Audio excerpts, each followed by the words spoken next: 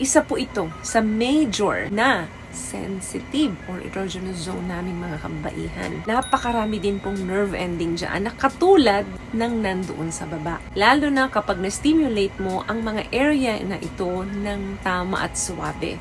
Maitim ba skin? Underarm at singit mo? K-Skin ang bahala sa'yo. Premium ang ingredients, paraben-free and sulfate-free, and FDA-approved, kaya safe for everyone. With K-Skin, ibalik ang alindog mo. Huwag nang magpahuli.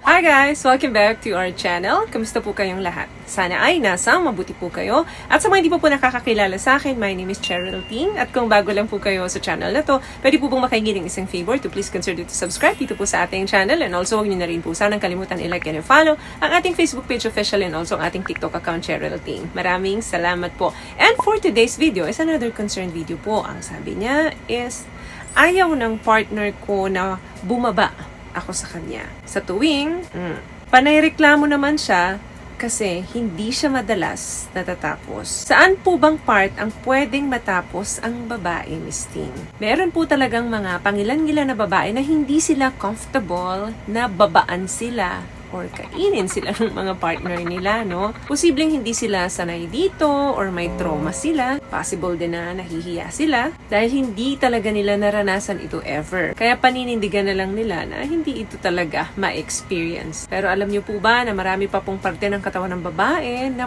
pwede talaga ninyong mapatapos ang babae. Yun nga lang, dapat ninyong idiskubre ang mga parteng ito.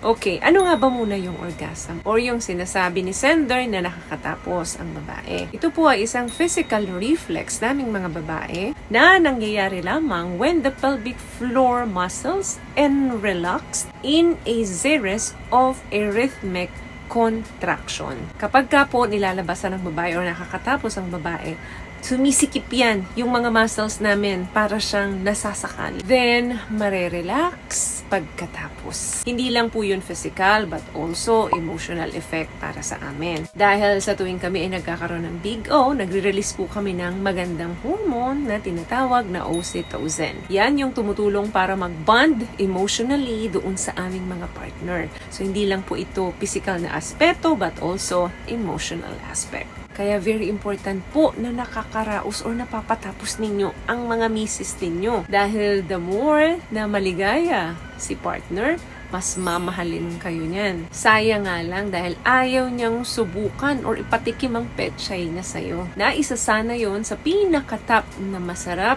sa aming mga kababaihan once na tinikman ninyo. Pangalawa, kung hindi naman niya pinahihintulutan na bumaba ka sa kanya, pwede rin naman na makatapos siya sa pamamagitan ng pagpasok ng alaga mo sa kanya. Yan yung tinatawag na vaginal orgasm. Hindi man ito intentionally na dumidirekta, na tamaan ang kanyang clitoral or ang kanyang G-spot, pero ito po ay parte ng erogenous zone namin or mga sensitive na part ng katawan namin. Kaya kung tama ang hagod at hindi dry ang babae, pwede po talagang makatapos at mag-enjoy ang babae dito lamang. Pangalawa, alam niyo po ba na may mga babae rin na masaya sila o nakakatapos sila kapag dito niyo ginawa? Anal orgasm. Ang paglalaro sa kanyang lubot doon sa kanyang puwet ay mayroon pong kasarapang ding nararamdaman ng babae dyan. Hindi man po lahat ng kababaihan ay nag-enjoy dito, pero may mga babae po na sumasapat kapag ito ay nahahagod ninyo ng tama at pwedeng ma-reach nila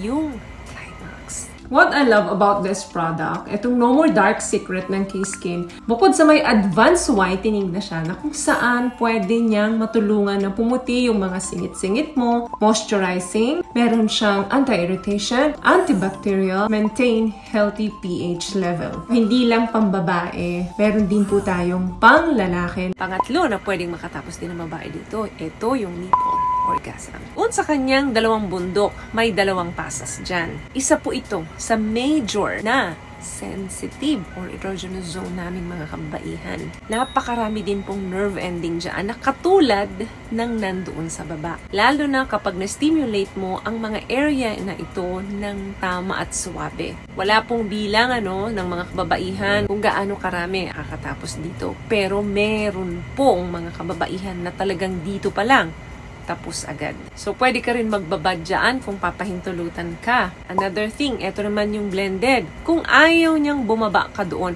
Pwede mo naman gamitan ito ng iyong kamay. Laruin mo ng iyong mga daliri. Pag sinabing blended, may kasabay pang iba yan. Habang ang iyong bibig ay nandoon sa kanyang dalawang bundok. Pwede rin namang nakapasok ang iyong alaga doon sa kanyang pechay habang nilalaro mo ang kanyang dalawang bundok. Habang hinahalik-halikan mo ito at hinihimas-himas. So yung mga ganong combination, ang tawag po dyan ay blended. So yung apat na parte na yan na napag-usapan natin dito, yaan yung kanyang vaginal, ang kanyang lubot, ang kanyang dalawang bundok. Kung malalaro mo ng tama yan, may stroke mo ng tama yan. Yan po ang tinatawag na blended orgasm. So meaning, pwedeng makatapos ang babae sa tatlong parting ito. Kung ayaw niyang bumaba ka doon sa kanyang pechay, pwede mo namang gamitin ang mga daliri mo para laruin ito. Iganon-ganon mo lang, iganon-ganon mo lang, iganon-ganon mo lang. Huwag mong gaganunin. Dahan-dahan lang.